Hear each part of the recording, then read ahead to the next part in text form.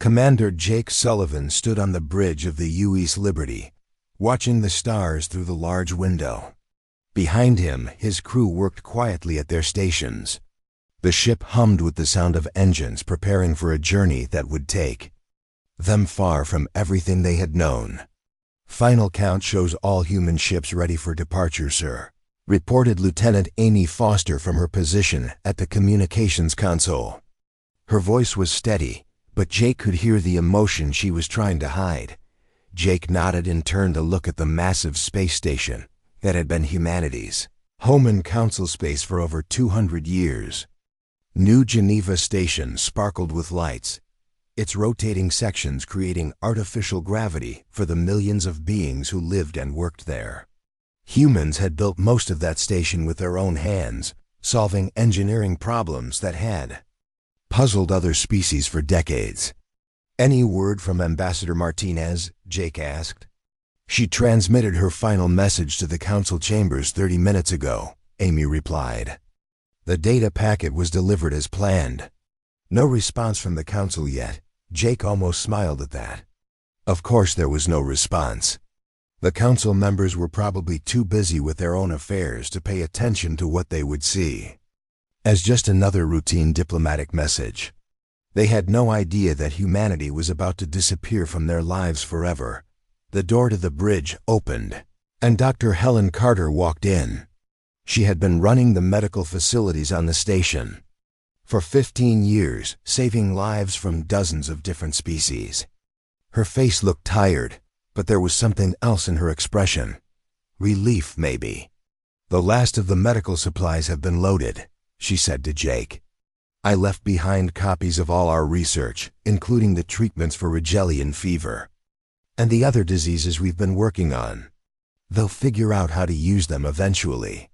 "Or they won't," said Chief Engineer Tony Blake, who had been listening from his station. "Half of our equipment manuals are written in ways that only humans can understand. We think differently than they do." Jake walked over to the main display screen, which showed a tactical view of the surrounding space. Hundreds of human ships were gathered there, from massive colony transports to small personal vessels.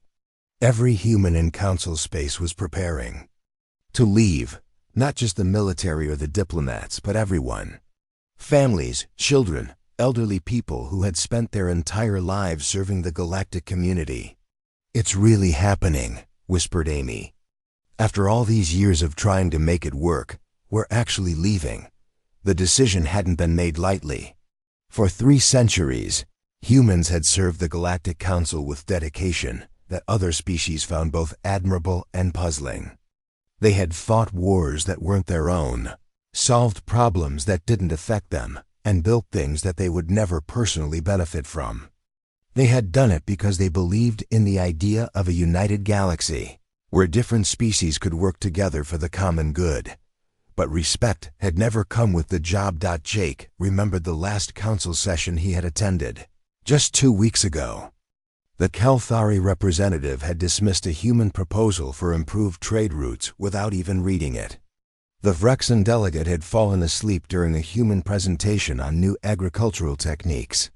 The Zentari ambassador had interrupted a human diplomat mid-sentence to discuss something completely unrelated. It wasn't malicious. That almost made it worse.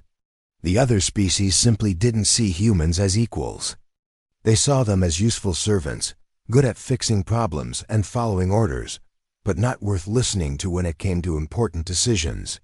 "Sir, incoming transmission from the council chambers," Amy announced. "Put it through," Jake said.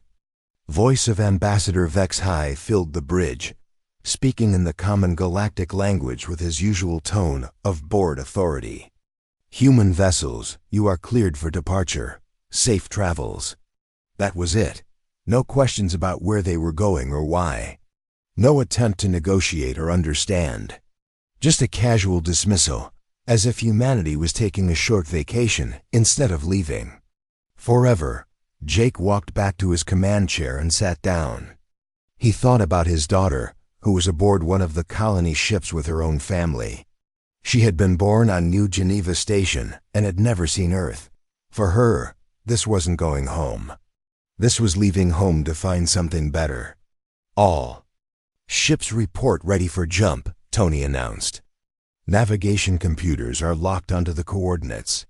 The coordinates led to a place beyond the edge of the galaxy, where human exploration ships had found something remarkable. Jake didn't fully understand what it was, but the reports from the scouts had been enough to convince humanity's leaders that their future lay elsewhere. Dr. Carter moved to stand beside Jake's chair. "Do you think they'll realize what they've lost?" she asked quietly. "Eventually," Jake replied. "When their space stations start breaking down because they don't understand our repair procedures. When their medical systems fail because they never learned how our treatments actually work. When their trade disputes turn into wars because they don't have human mediators to find compromises." "That could take years," Amy said. "It will take years," Jake agreed. "But it will happen.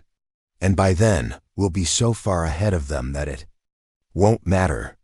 The main screen changed to show a countdown timer, 5 minutes until the jump to hyperspace. Jake activated the ship's internal communication system. "Attention all crew," he said. "This is the commander. In 5 minutes we will join the rest of humanity in leaving Council space forever. I know this isn't easy. Many of you have friends among the other species, people you care about and will miss. But remember why we're doing this. We're not running away. We're moving toward something better." He paused, looking around at the faces of his crew. These were good people, dedicated and skilled. They deserved better than to spend their lives being ignored and undervalued.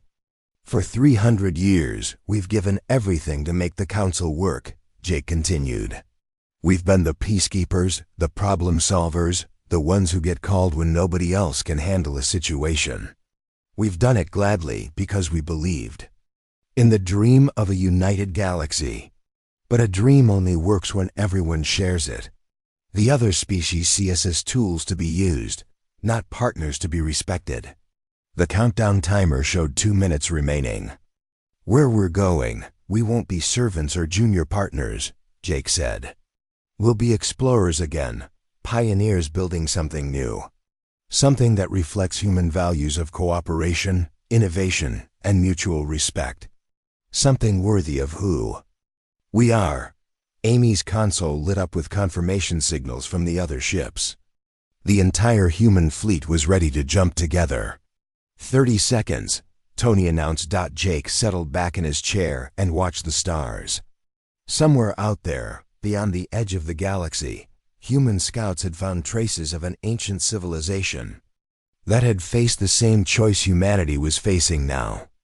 That civilization had chosen to move beyond their neighbors, to find their own path among the stars.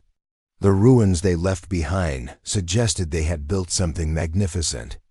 10 seconds, Tony said. Jake closed his eyes and thought about the message Ambassador Martinez had delivered to the Council. It was simple and direct, the way humans preferred to communicate. It contained humanity's resignation from all Council positions, effective immediately. It also contained the location of their new home, sealed in an encrypted file that would only open if the Council ever proved they truly wanted humanity as equal partners. "Jump initiated," Tony announced. The stars outside the window shifted and stretched as the U.S. Liberty entered hyperspace. Behind them, the rest of the human fleet followed, carrying an entire species toward an uncertain but hopeful future. They left behind a galaxy that had never appreciated what it had, and they carried with them the knowledge that sometimes the best way to find respect is to stop asking for it and start demanding it. 6 months had passed since the last human ship disappeared into hyperspace, and the Galactic Council was beginning to notice small problems.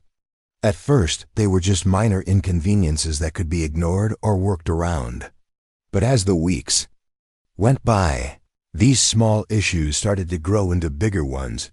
Trade Minister Kovex of the Stellar Commerce Guild stood in his office, staring at a stack of reports that seemed to grow taller every day. His forearms moved quickly as he sorted through complaint after complaint from trading companies across the galaxy. Another dispute between the Rigelian food exporters and the Centauri food distribution network, his assistant announced as she entered the room. They're arguing about shipping schedules again. Kolvek's tentacles twitched with annoyance. Send it to the arbitration department. Sir, the arbitration department is backed up for 6 months. They say they can't handle the workload. This was the 15th trade dispute this week, and it was only Tuesday. Before the humans left, trade disputes were rare. When they did happen, they were usually solved within days by human mediators, who had a strange talent for finding solutions that made everyone happy. Kovacs remembered laughing at the human methods.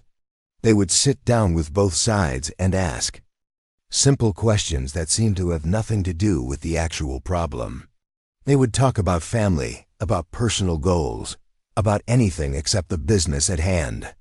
Other species found this approach inefficient and pointless, but somehow it worked. The humans would find some small compromise that both sides could accept, and the dispute would be resolved.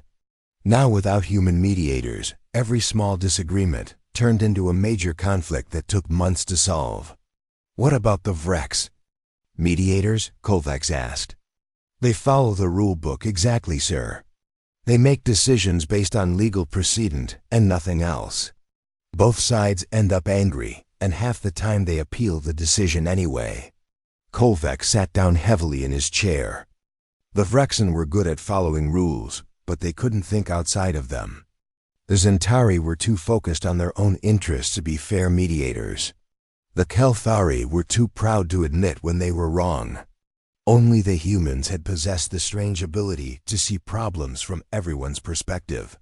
Meanwhile, 3 sectors away, Chief Maintenance Officer Vriktar was having his own problems. The massive space station that served as the Council's main headquarters was experiencing power fluctuations that were getting worse every day. Run another diagnostic on the quantum stabilizers, he ordered his team of Vrexen engineers. Sir, we've run diagnostics 17 times, replied his second-in-command. The readings don't make sense. The stabilizers are operating within normal parameters, but the power output keeps dropping. Vriktar pulled up the technical specifications on his workstation.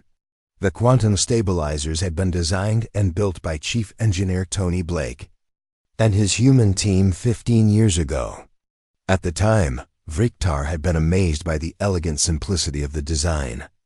The humans had solved power distribution problems that had plagued the station for decades. But now, looking at the technical manuals, Vriktar realized something troubling.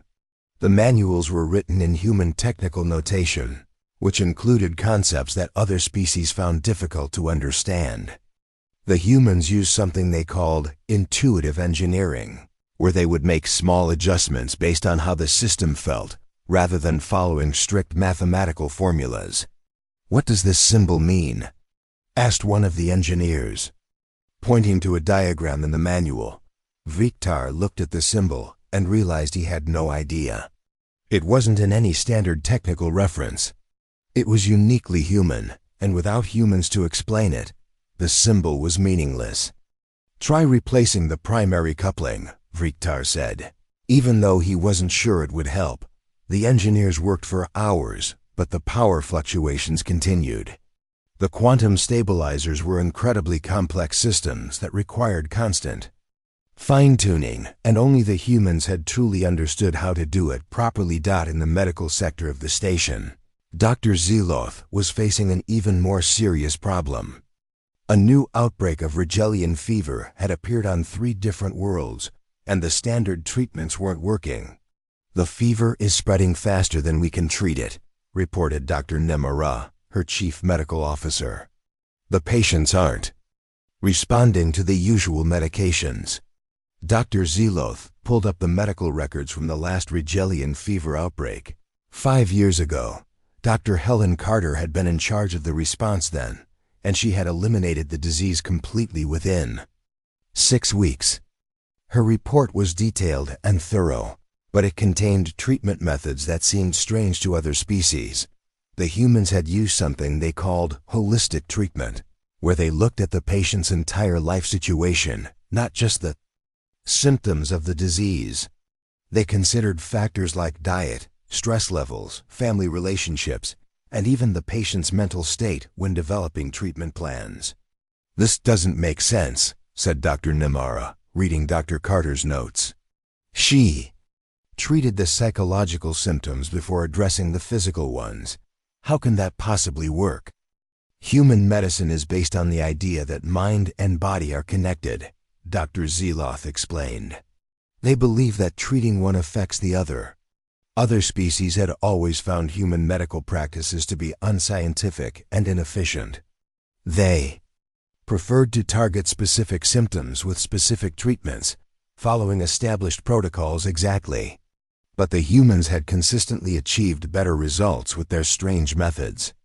"Try following Dr. Carter's protocol exactly," Dr. Zeloth ordered, but even with the detailed notes, it was impossible to replicate the human approach. The humans had relied heavily on something they called bedside manner, spending time talking to patients and understanding their individual needs. They had made treatment decisions based on subtle observations that other species couldn't detect. The Rigelian fever continued to spread, and the death toll began to climb on the outer rim of Council territory. Governor Thexai of the Outer Colony Administrative Zone was dealing with his own crisis. 3 different colony worlds had reported civil unrest, and the situation was getting worse every day. "The miners on Kepler 442b are on strike again," his aide reported. "They're demanding better working conditions and higher pay." "What about the security forces?" Thexai asked. "They've been deployed, but the miners aren't backing down. The situation is getting violent." Thexai remembered when Detective Ray Parker had been stationed in the outer colonies. The human investigator had somehow maintained peace in regions that other species considered ungovernable. He had walked into dangerous situations armed with nothing but his calm demeanor and his ability to understand what people really wanted. Ray had solved problems by talking to people, not by threatening them. He had found solutions that addressed the root causes of conflicts, not just the symptoms. He had treated criminals like people who had made bad choices, not like enemies to be destroyed. "Send in more security forces," Thexai ordered, even though he knew it wouldn't solve the real problem. Without human peacekeepers, the colonies were falling apart. The other species knew how to maintain order through force, but they didn't know how to build the kind of trust and cooperation that prevented problems from starting in the first place. Back on the central station, Ambassador Vexhai sat in his office reading reports from across the galaxy. Trade disputes, technical failures, medical crises, civil unrest. All problems that had been rare when the humans were around to handle them. "Perhaps we should consider sending a message to the humans," suggested his aide. "Ask them to send some technical advisors to help with these issues." Vexhai's pride bristled at the suggestion. The humans left of their own choice. If they want to abandon their responsibilities, that's their decision. We don't need them. But even as he said the words, Vexhai wasn't sure he believed them. The galaxy was starting to feel less stable, less predictable. The humans had been like a steady foundation that everyone else had built their lives on, and now that foundation was gone. "File the reports," Vexhai said. "These problems will solve themselves eventually." He turned back to his work, trying to ignore the growing feeling that something important had been lost. The humans had been easy to dismiss when they were around. Always willing to help, always ready to solve other people's problems. But now that they were gone, their absence was becoming impossible to ignore. The galaxy was learning, slowly and painfully, what it meant to function without the quiet competence and endless patience of humanity. And this was only the beginning. 2 years had passed since humanity left the galaxy, and what had started as small problems had grown into major disasters. The Galactic Council was facing crises on multiple fronts, and their usual solutions weren't working anymore. The Great Mining Facility on Kepler 442b had been humanity's crowning achievement in industrial engineering. The massive complex extracted rare minerals from the planet's core, using techniques that had seemed impossible when the humans first proposed them. For 50 years, the facility had supplied critical materials to half the galaxy's manufacturing. Centers. Now it sat silent and dark. Facility manager Droketh stood in the main control room, surrounded by blinking warning lights and error messages. His team of Rexan engineers had been trying to restart the mining operations for 3 months, but every attempt had failed. "The quantum drilling array is offline again," reported his chief engineer. "We can't get the resonance frequency right." Droketh looked at the control manual that had been left behind by the human engineers. It was hundreds of pages long, filled with detailed diagrams and technical specifications. But scattered throughout were notes written in the margins, small comments and adjustments that the humans had made over the years. "Adjust harmonic resonance by feel, not by numbers," read one note. "Listen for the sweet spot in the drill hum," said another. "If it doesn't sound right, it isn't right." These notes made no sense to other species. How could you adjust a quantum drilling system by feel? How could you diagnose problems by listening to sounds that sophisticated instruments couldn't detect? "Try increasing the power by 2%, Droketh ordered. Following the written specifications exactly, the engineers made the adjustment, but the drilling array still wouldn't start. Without the facility's output, 17 different manufacturing worlds were running short of critical materials. Spaceship construction had slowed to a crawl. Advanced medical equipment couldn't be produced. Even simple electronic devices were becoming rare and expensive. 3 sectors away, another crisis was unfolding.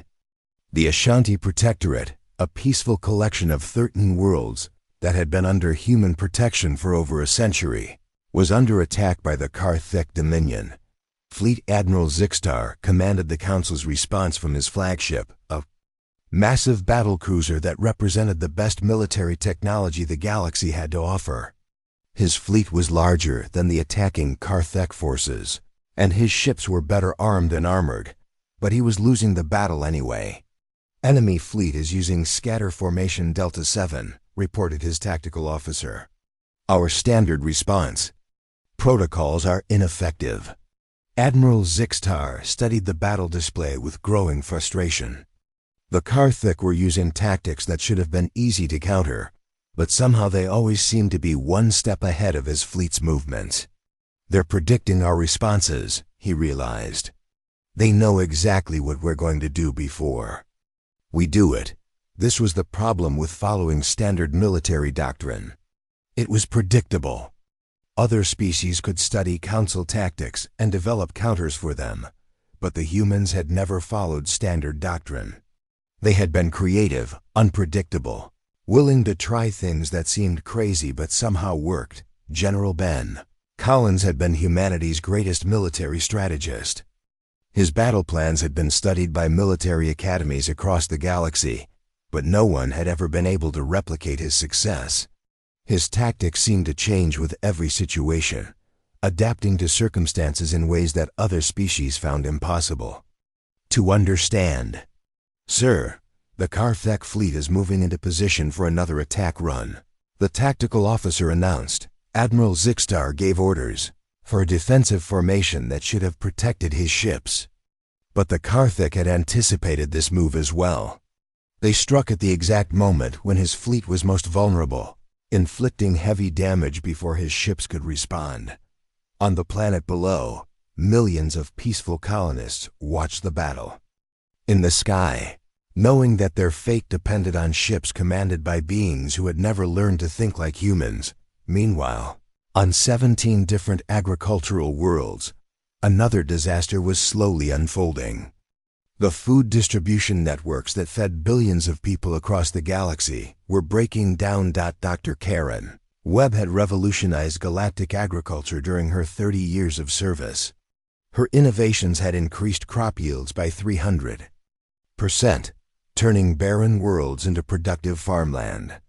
She had developed growing techniques that worked in dozens of different environments, from desert planets to frozen moons, but her methods had required constant adjustment and adaptation. She had trained local farmers to watch their crops carefully, to notice small changes in soil conditions, weather patterns, and plant health. She had taught them to make decisions based on observation and experience, not just on written procedures. That agricultural coordinator Venice was trying to manage the food crisis from the Central Agricultural Authority.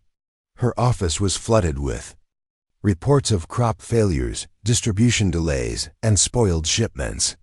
The grain harvests on Tau Ceti are 40% below normal, her assistant reported. The farmers say the soil composition has changed, but our standard treatments aren't working. What about the backup supplies? Venice asked. Already distributed to cover shortages on other worlds. We're operating with no reserves. Dr. Webb had left behind detailed agricultural manuals, but they contained the same problem as all the other human technical documents. They included instructions like adjust fertilizer mixture based on soil feel and harvest when the grain. Sounds right underfoot. How could you determine soil composition by touch? How could you tell when grain was ready by the sound it made? These human techniques had worked perfectly when humans were around to demonstrate them, but they couldn't be taught from books. Increase the fertilizer application by 10% across all affected farms, Venice ordered, following the standard procedures.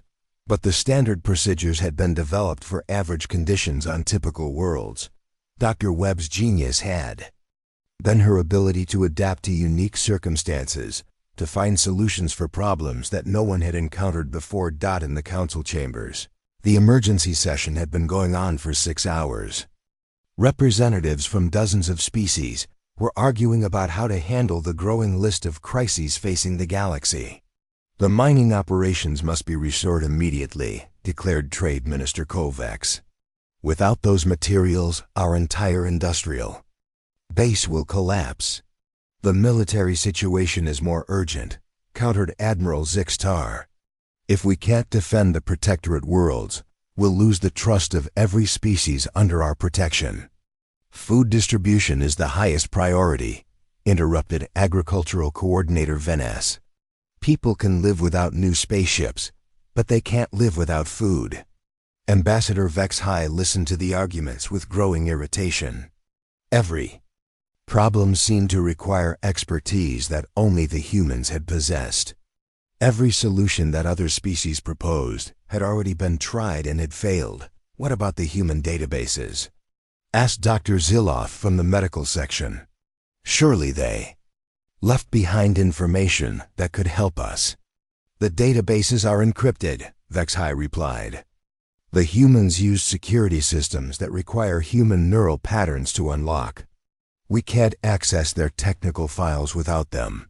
This revelation sent a shock through the chamber. The humans had been protecting their knowledge even while they served the council faithfully. They had known that their methods were too valuable to leave unguarded.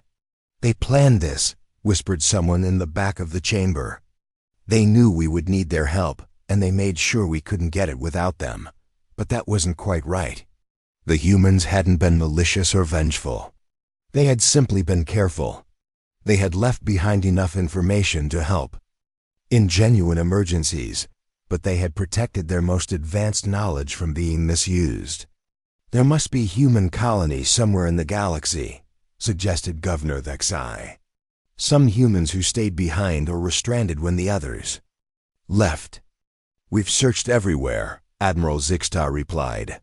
Every human settlement has been abandoned. Every human ship has left council space. They planned their departure perfectly. The chamber fell silent as the representatives contemplated their situation. For centuries, they had taken human competence for granted. They had assumed that humans would always be available to solve their problems, to fix their mistakes, to make their civilization work smoothly. Now they were learning what the galaxy looked like without human ingenuity, human adaptability, and human dedication to the common good.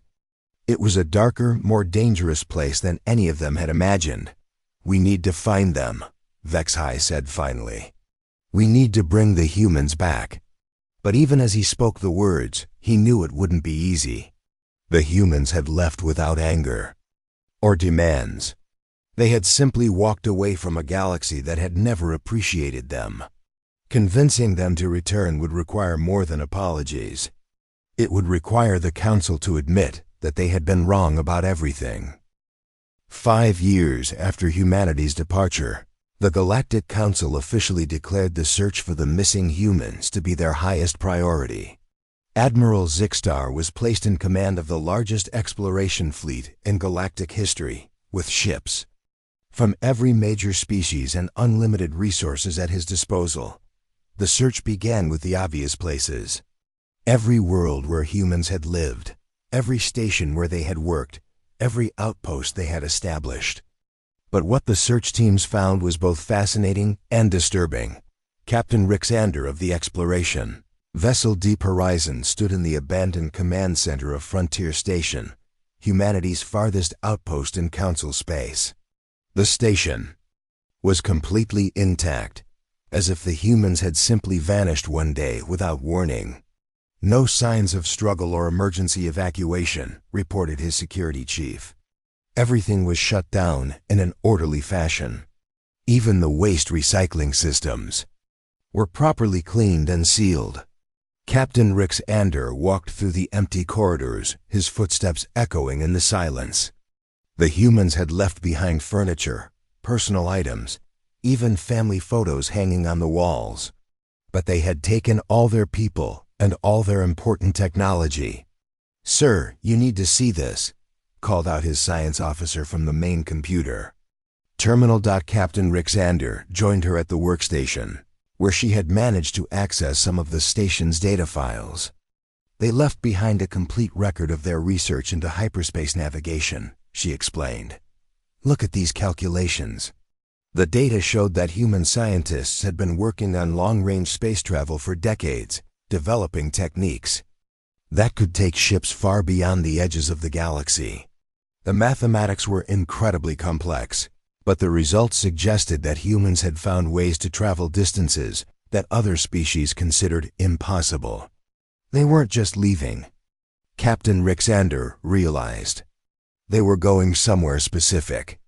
3 months later, the search fleet arrived at the colony world of New Denver, one of humanity's oldest settlements outside of Earth. The planet had been home to over 2 million humans, but now it was empty except for the wildlife. Dr. Kethera, the fleet's chief archaeologist, led a team through the abandoned city. Unlike other human settlements, this one had been left as a kind of museum. Buildings were sealed and preserved, with signs explaining their purpose and history. "It's like they wanted us to understand what we had lost," Dr. Kethera said as she walked through the central plaza. In the middle of the plaza stood a monument that hadn't been there before the humans left. It was a simple stone pillar with words carved in multiple languages, including the common galactic tongue. "To those who come after us," the inscription read, "we leave this place not in anger, but in hope. May you learn from our mistakes and yours. May you find wisdom in the spaces between the stars." Dr. Kethera's team found more messages throughout the city. Some were practical, like instructions for maintaining the planetary ecosystem. Others were more personal, like the diary of a human teacher who had spent 40 years educating alien children. "I hope they understand someday," the diary's final entry read. "We tried so hard to be what they needed, but we never stopped being who we were." The most significant discovery came from Dr. Maya Johnson's research facility on the edge of the city. The famous archaeologist had been studying ancient ruins scattered across the galaxy, ruins left behind by civilizations that had existed millions of years ago. "These aren't random artifacts," Dr. Kethera realized as she studied Maya's notes. "They're part of a pattern, a trail leading somewhere. Maya's research suggested that multiple ancient civilizations had faced the same problem that humanity had faced. They had tried to work with younger, less developed species, but had eventually been forced to move on when cooperation became impossible. They called it the Great Journey, Dr. Cathara read from Maya's files. A migration to a place where advanced civilizations could continue their development without interference. The research included star charts and navigation data pointing toward a region beyond the galactic rim, a place where space itself seemed to behave differently. Maya had theorized that this region might be home to technologies and knowledge that could revolutionize galactic civilization. Admiral Zixtar studied the data with growing excitement and dread. The humans hadn't just wandered off into empty space. They had been following a path discovered by ancient civilizations, a path that led to something extraordinary. "Prepare the fleet for long-range exploration," he ordered. "We're going beyond the galactic rim." The journey took 6 months, pushing the Council's ships to their maximum range. As they traveled further from the galaxy, their instruments began detecting strange energy signatures and spatial anomalies that didn't match any known scientific principles. "Sir, we're picking up massive construction signatures ahead," reported the sensor operator on Admiral Zixtar's flagship. The main screen showed a view of space that none of them had ever seen before. Enormous structures stretched across the darkness, connected by streams of light that pulsed with unknown energy. The constructions were clearly artificial, but they were built on a scale that dwarfed anything the Council had ever attempted. "Those aren't Council ships," whispered the tactical officer. Admiral Zixtar enhanced the display, trying to identify the vessels moving between the massive structures. The ships were sleek and advanced, but their design was unmistakably human. "In origin, incoming transmission," announced the communications officer. "It's on human frequencies." The voice that came through the speakers was calm and professional, speaking in perfect galactic common. "Council vessels, this is Captain Steve Morgan of the Human Exploration Initiative. You are entering restricted space. Please state your intentions." Admiral Zixtar activated his own communication system. "This is Admiral Zixtar of the Galactic Council Defense Fleet. We're here to speak with human leadership about returning to Council space." There was a long pause before Captain Morgan responded. "Admiral, I'm authorized to escort you to a meeting facility, but I should warn you that humanity's situation has changed significantly since we left your territory."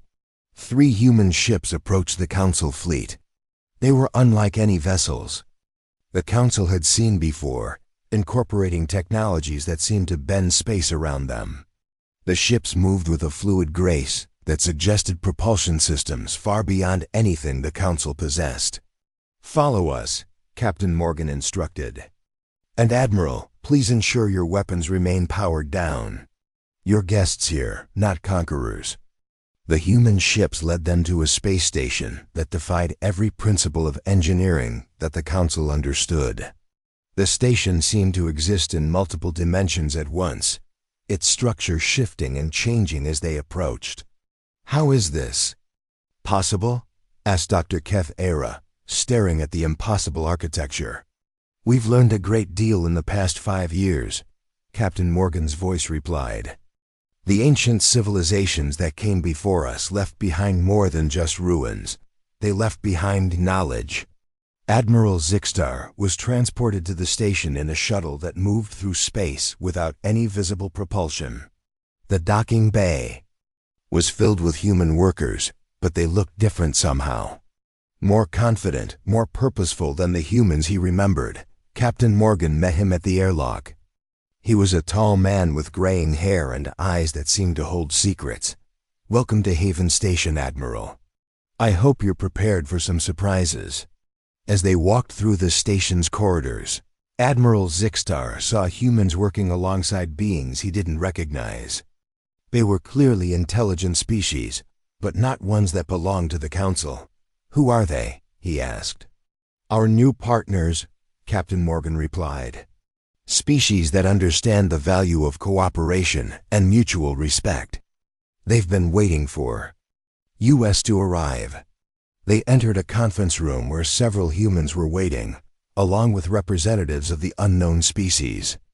The humans looked comfortable and relaxed, nothing like the stressed and overworked people they had been in council space. Admiral, said a woman who introduced herself as Director Lisa Martinez, the former human ambassador to the council.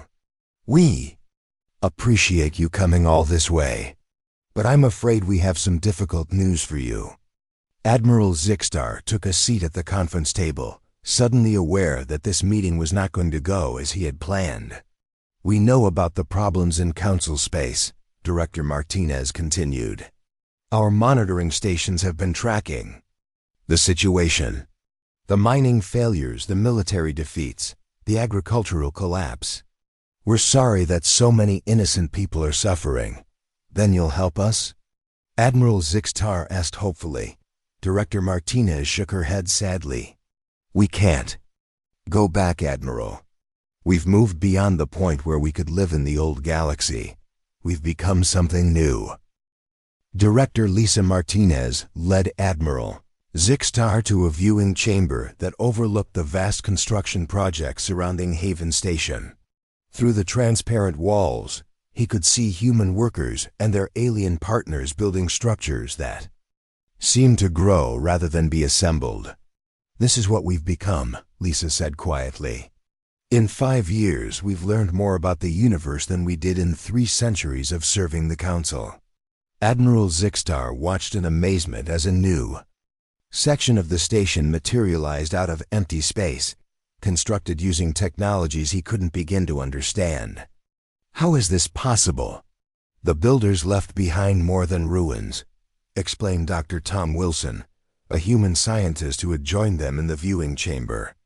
They left behind teachers, species that had been waiting for someone worthy to find them.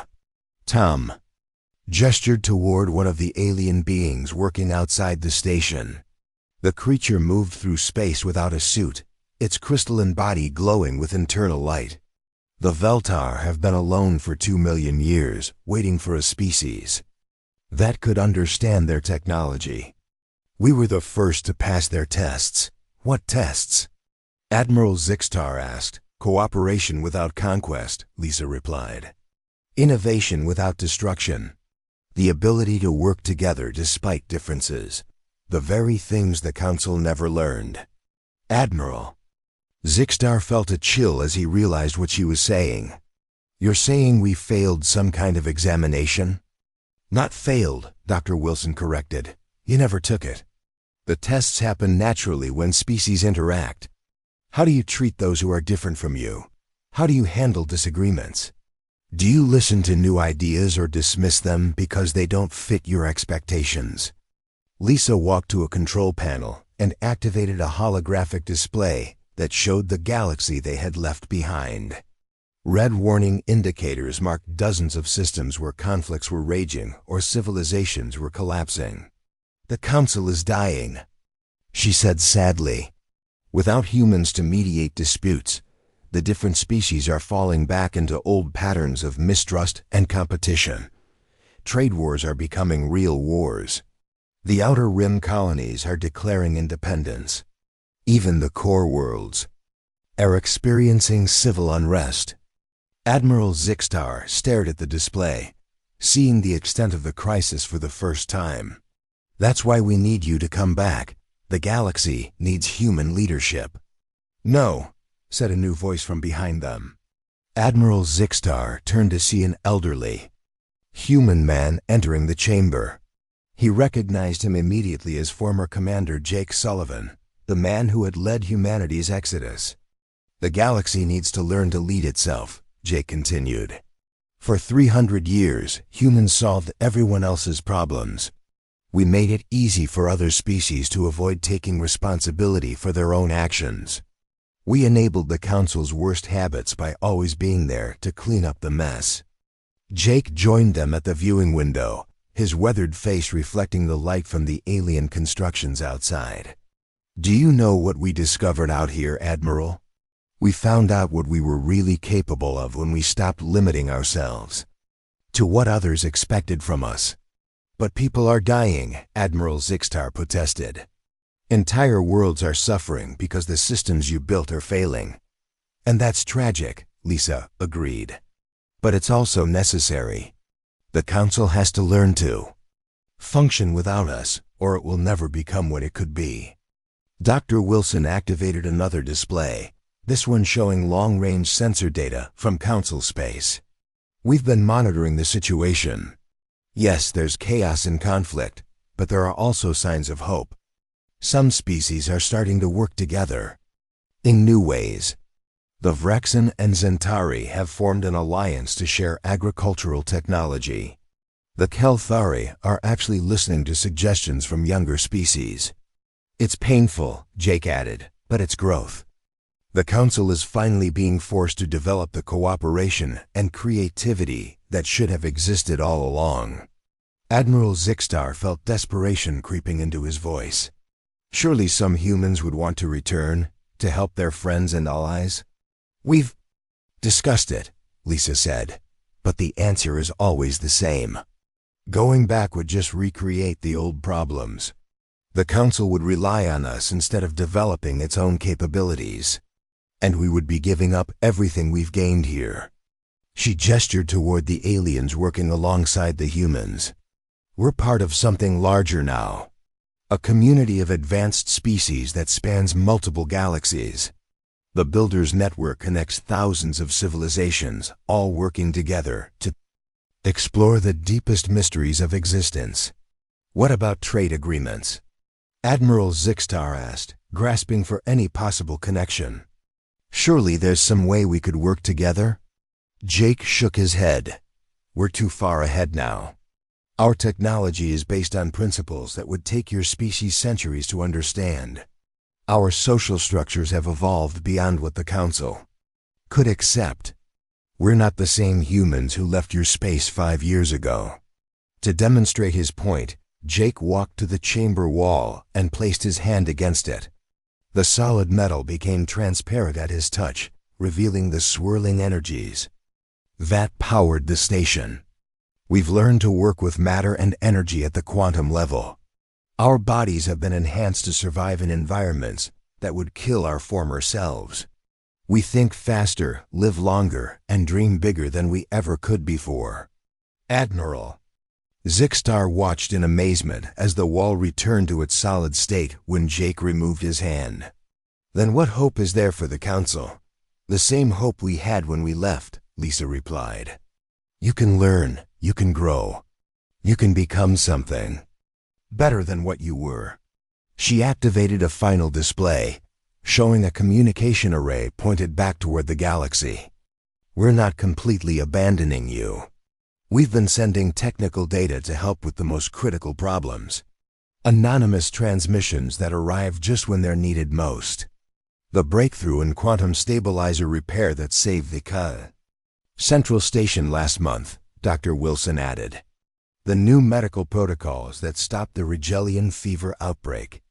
The agricultural techniques that prevented famine on 6 worlds. All of that came from us. Admiral Zixtar realized that humanity had been secretly helping all along, providing just enough assistance to prevent total collapse without returning to their old role as problem solvers. But we won't do it forever, Jake warned.